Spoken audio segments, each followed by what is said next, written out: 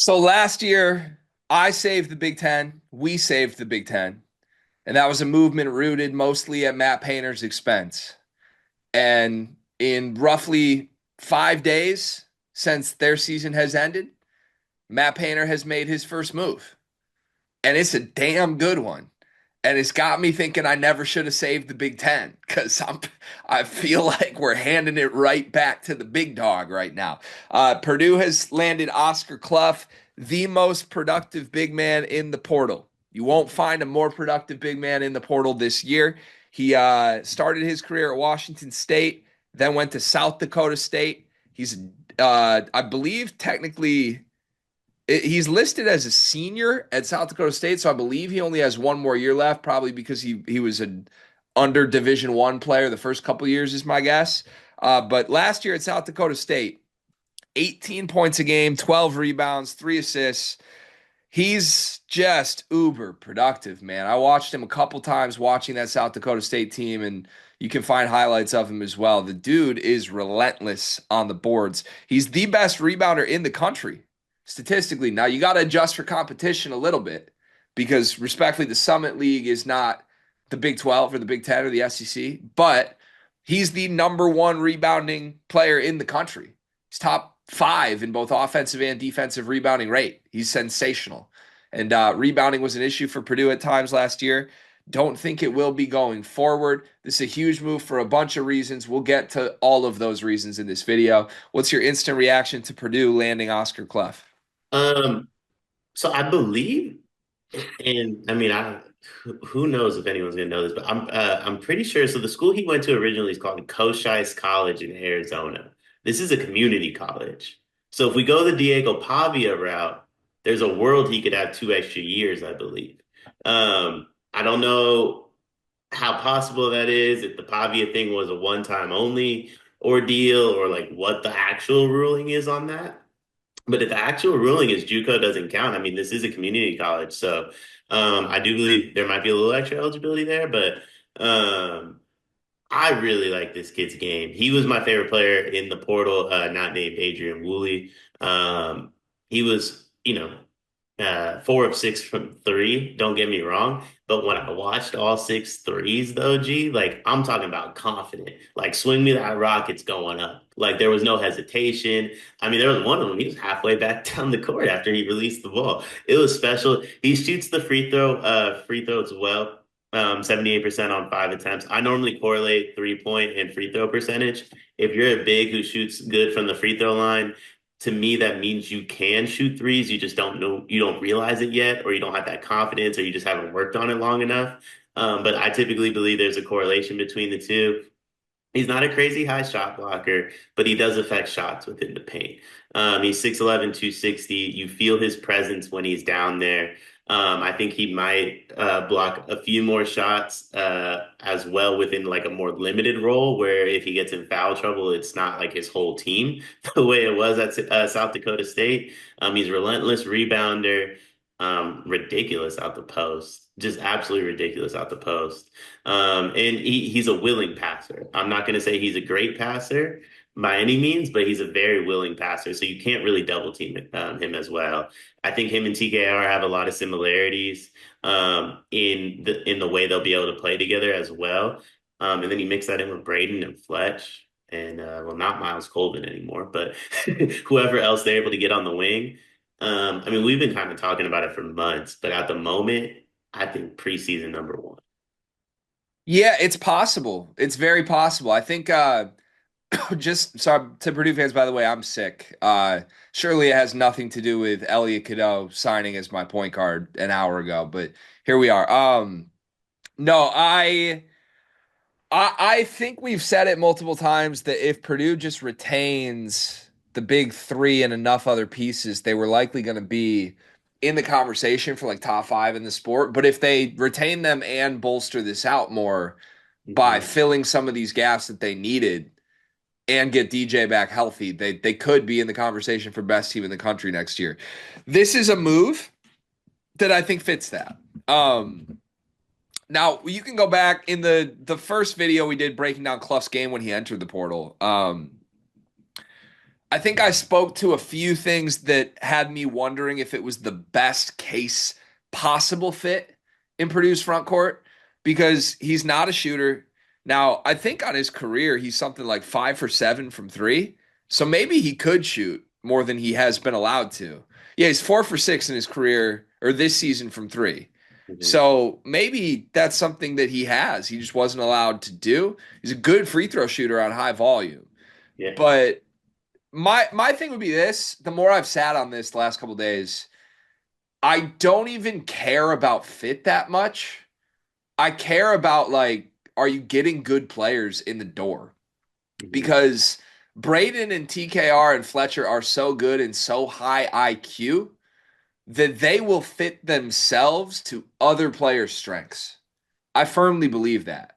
Like if Cluff can't shoot, but proves that he's a dominant rebounder, dominant finisher, TKR will end up giving him some space and floating to the perimeter a little bit and cutting off of him the same way he played off of Zach Edey. Mhm. And it worked. And if Cluff shows he's more than that, great. If Cluff's not good enough for that, great. You got DJ back. But this is at minimum a move that completely erases the rebounding concerns that this team had. Like completely erases that. And he gives you a little rim protection, nothing crazy there. Like he's not the world's best shot blocker for his size. He only blocked 25 shots this past year. But damn, that's like 20 more than TKR did. So that's something. At minimum, you're going from a total zero to like at least a little bit of impact around the rim. And I just think point blank, he's a productive, no nonsense, old dude that Purdue fans are going to love, that I think is going to fit really nicely in with the 3 stars.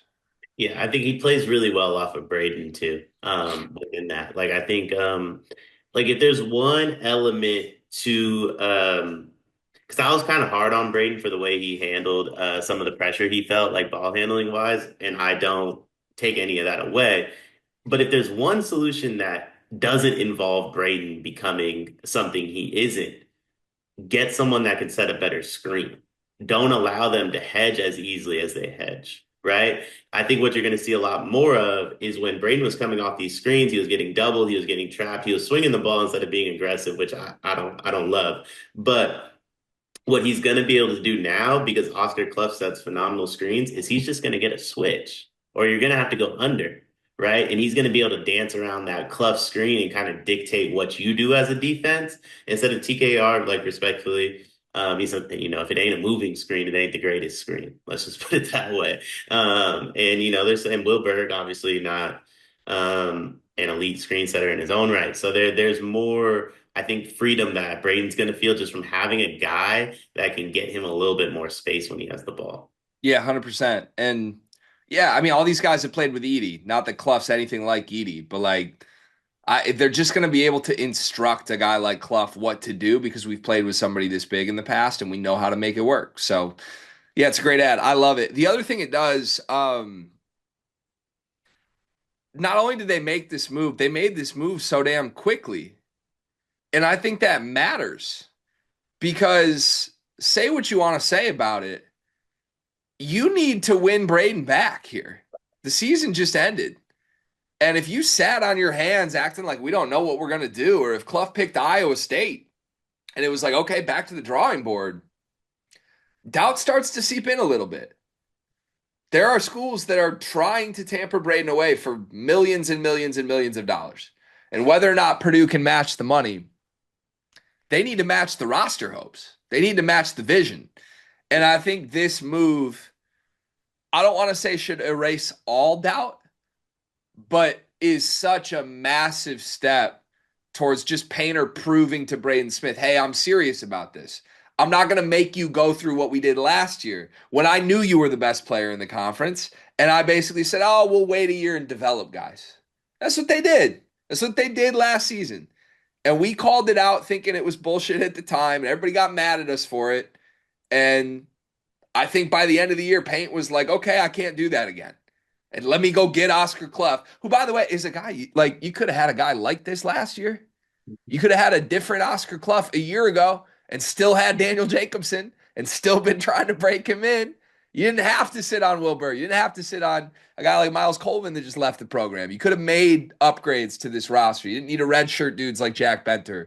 And look, I get Purdue fans want all of this to happen. They want their cake and eat it too. Colvin leaving, Berg leaving opened the door for something like this to happen. They didn't want to push those guys out. I think that's totally commendable, and I respect the way Purdue runs things. But every domino that has fallen since their season crushing loss to Houston has been a great step forward for Purdue. With all due respect to Berg and Waddell and Miles Coleman, even who's a good player, this makes them serious contenders. And I don't think they're done yet, Dion. I think they're going to get Oscar Cluff, and now I think they're going to go back in and try and get a wing that can really help this team and fit in between Cluff, TKR, Lawyer, and Braden.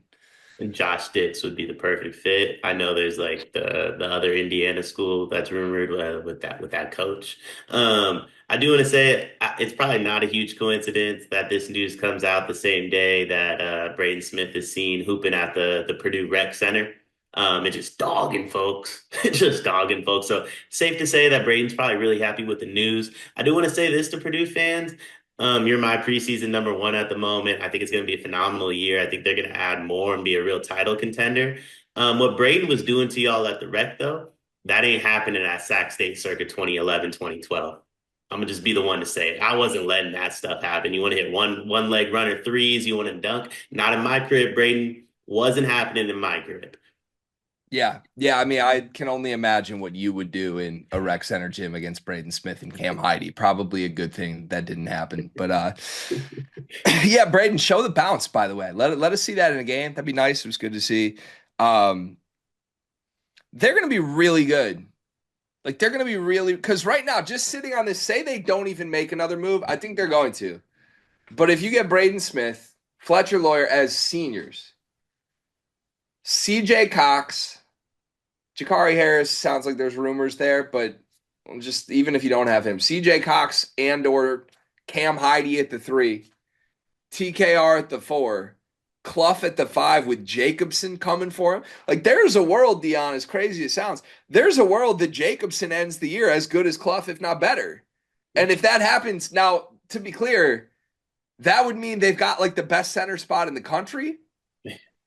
Like, and it's Cluff is only going to help Jacobson. These two can battle in practice now. These two are going to push each other to get better and better and better. But like, I feel like this team went. We joked about it all season long.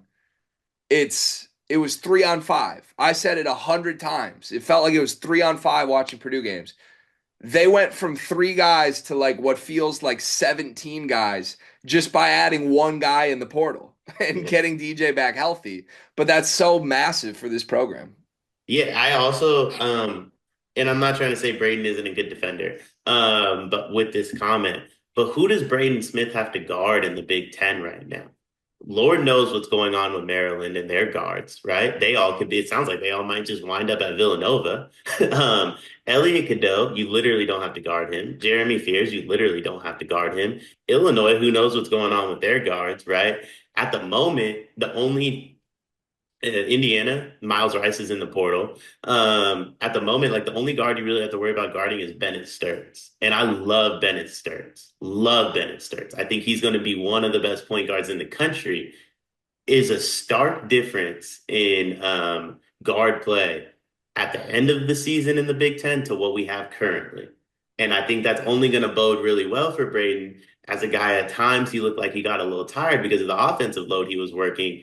The conference is now lining up to where Braden can be hidden a lot more defensively. And that's not necessarily me saying he has to be, because I think Braden's a good defender, but it's best for Braden Smith and Purdue, the offensive engine, if he doesn't have to put that work in on the defensive side.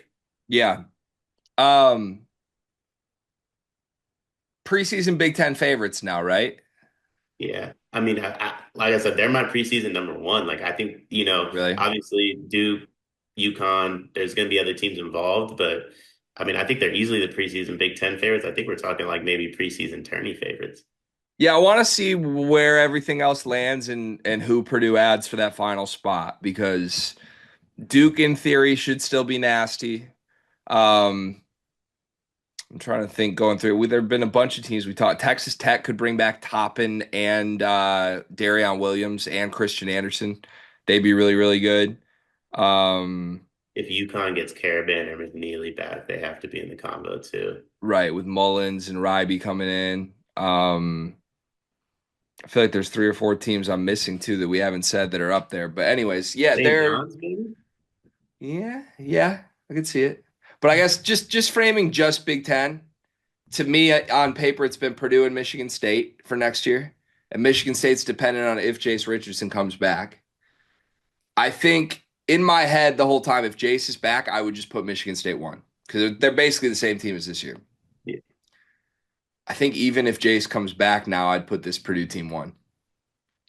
Matchup wise, where does Michigan State have Purdue beat minus Jace? Every other position, I'm taking a Purdue player. And I think the Fletcher Jace gap this is going to sound crazy. I think the Fletcher Jace gap is a lot closer than any other gap. That's crazy. I know it's a Purdue video, but we're going a little too far on that one. I mean, well, I Um, guess Cohen Carr would be, but like, I mean, Sizzy Moan or Cluff?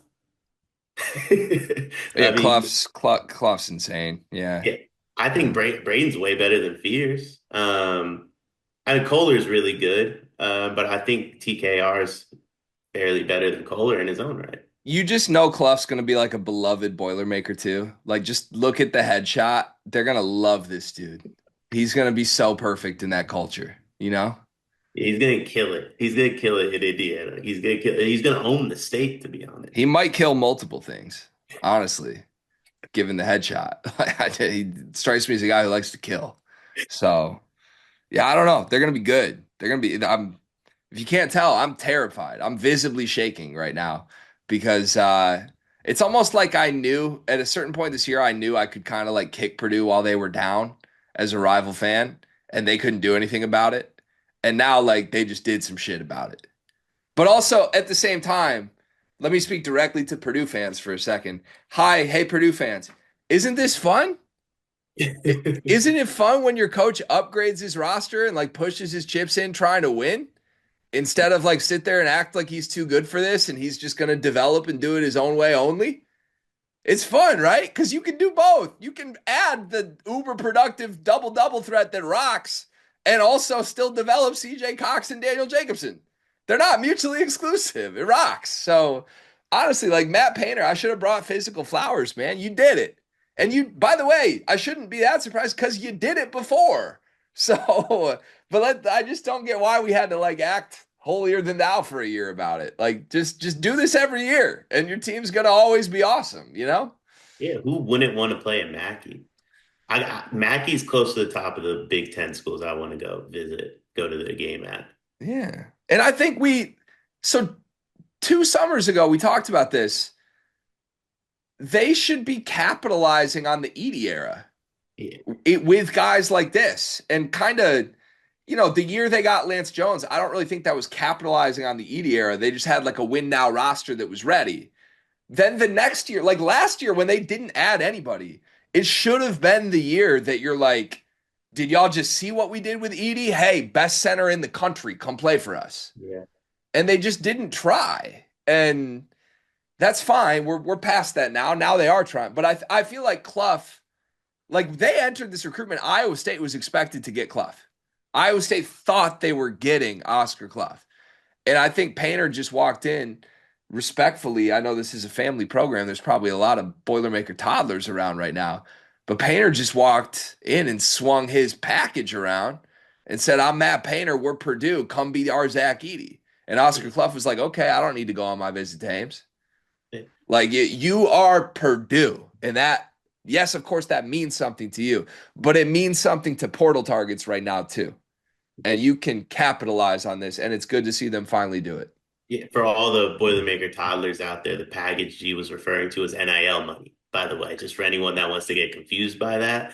If there's one university you never have to worry about me saying I would go to over Purdue, it's definitely Iowa State, by the way. Wherever Iowa State is. It's a rough week for Iowa State and Otzelberger.